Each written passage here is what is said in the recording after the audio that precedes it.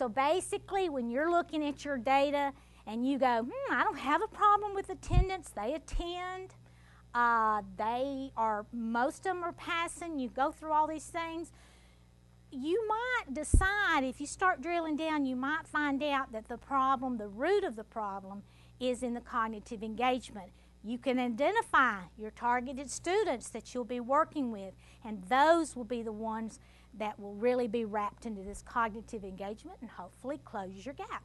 According to the Nation at Risk, 3 out of every 4 students are unprepared to meet the basic problem-solving demands of college or the workplace. 3 out of 4. And that's counting all students. Success of these students is dependent upon them choosing appropriate goals, obtaining self-determination, having self-efficacy, and accomplishing all these things. They can't all be rock star singers. They can't all be baseball players. So when they start looking for something to do, we've got to be able to channel them into the right paths. And we will be talking a little bit more about this and how it goes along with the Bridge Act later. What do you think is the #1 reason for students dropping out of school? Anybody know? Boredom. I heard that. And anything else? You got the one of the two. The top 2 reasons, boredom and lack of relevance in coursework. Becoming self-regulated, more self-determined, will help the students become more cognitively engaged and hopefully get rid of these 2 problems which causes the dropout.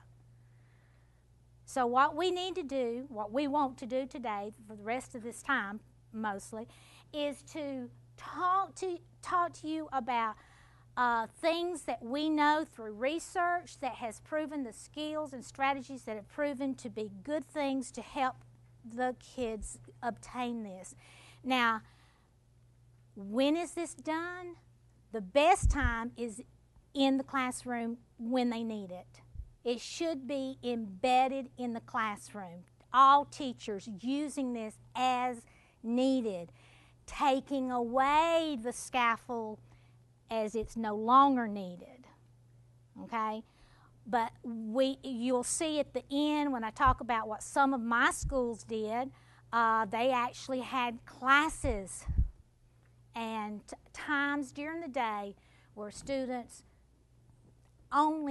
they were taught self-determination skills. So I'll talk about that a little bit, but first let's hit the strategies teachers might be doing now in their classroom. So I'll turn it over to Emma for this. And she loves me because she's got the hard part. Thank you. Good afternoon to all of you. I'm Emma Whiters, and I'm one of the collaboration coaches. And as I talk to you this afternoon, I will continue to talk about cognitive engagement, how we can build it in students, how we can improve it in students. So as teachers, as educators, as you look at the way you present your instructional tasks to students, you want to look at what's the relationship for them. Are those tasks relevant to them in terms of what they want to do? And of course, is it rigorous enough to hold their attention, or are they saying, I did this last year, I did this when I was in 5th grade. Whatever we teach in whatever content area, it needs to have some bearing on the child's relationship. Is it relevant to what they want to do? You know, they're forever asking, why do I need to know this?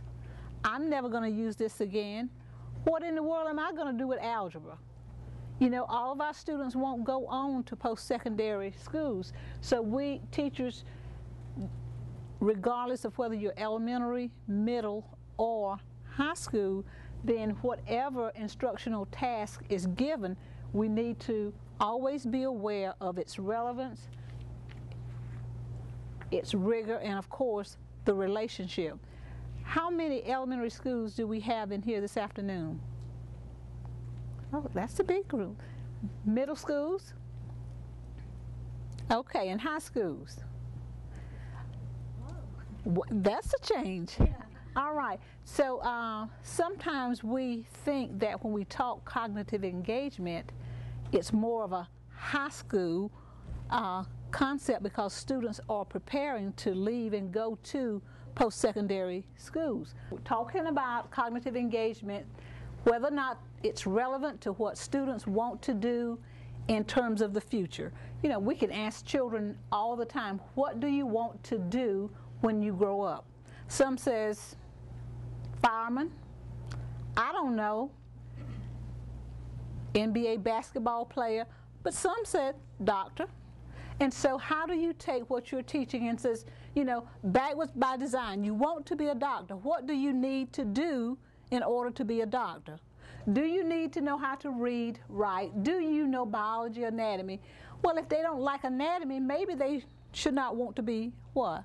A doctor.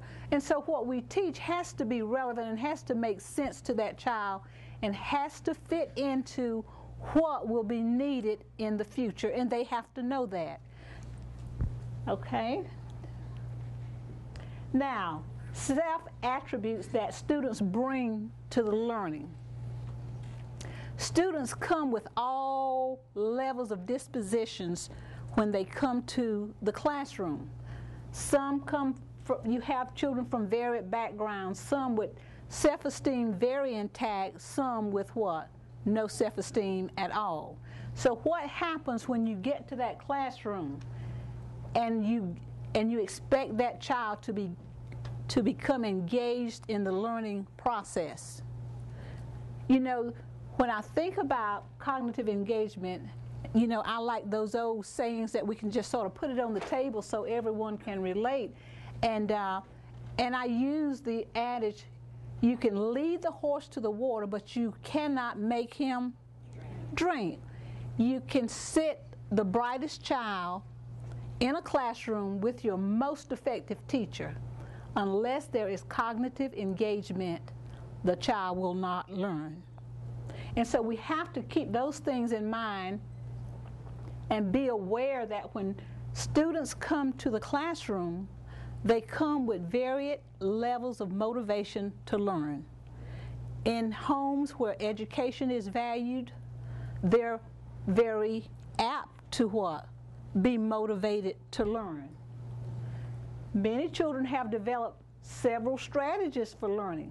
They have figured out, how do I learn best? I bet at some point in time, way back, you learned how you learn best. Do you need complete quiet when you study? How many of you do? How many of you like that little background noise and you want a little music or something on? You need that what? Need that noise.